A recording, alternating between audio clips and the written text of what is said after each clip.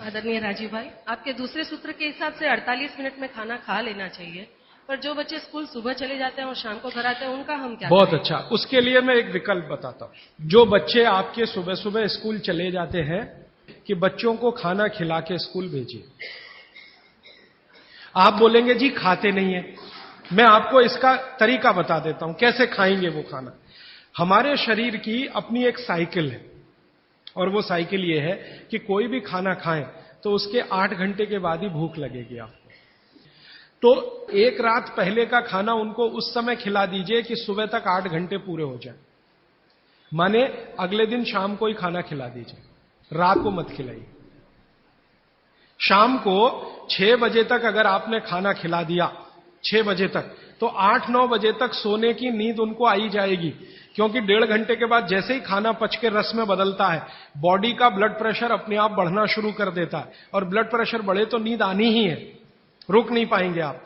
तो शाम का खाना 6 बजे उनको खिला दीजिए, 8 बजे तक नींद आ जाएगी, और 6 बजे से 8 घंटा गिनेंगे तो सवेरे 4-5 बजे तक वो पूरा हो जाएगा।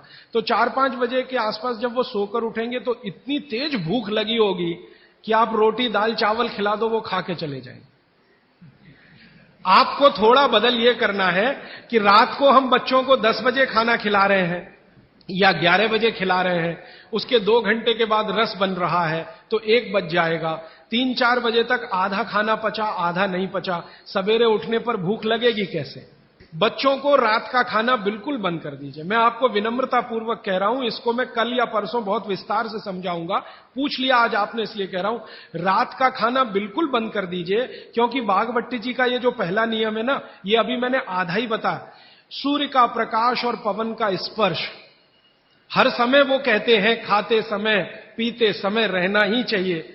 अब 6 बजे के बाद तो सूर्य प्रकाश रह नहीं सकता, और आप जानते हैं सूर्य प्रकाश का सबसे बड़ा परिणाम है विटामिन डी का निर्माण।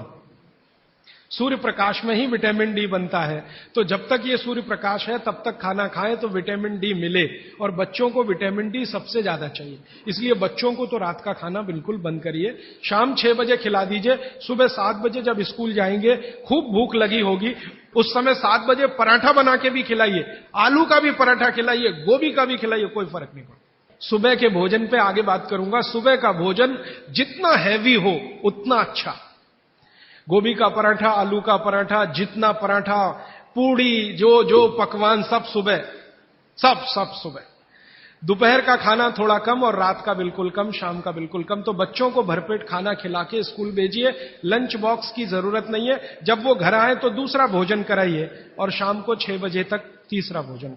तो मैंने कुछ बच्चों पे प्रयोग किया, शाम का भोजन बंद किया, सुबह उठते ही भूख लगती है उनको। ये तो प्रकृति का नियम है, लगे।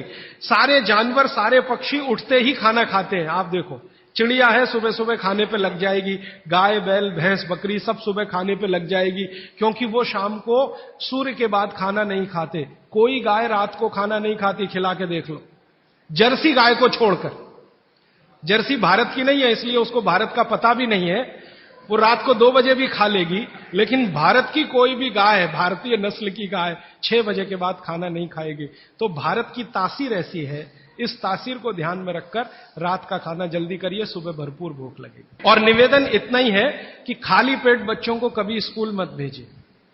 खाली पेट तो कभी मत भेजिए। आपने कह दिया जी दूध पी के गया, दूध पी के गया माने एक तरह से खाली पेट, सॉलिड कुछ नहीं है।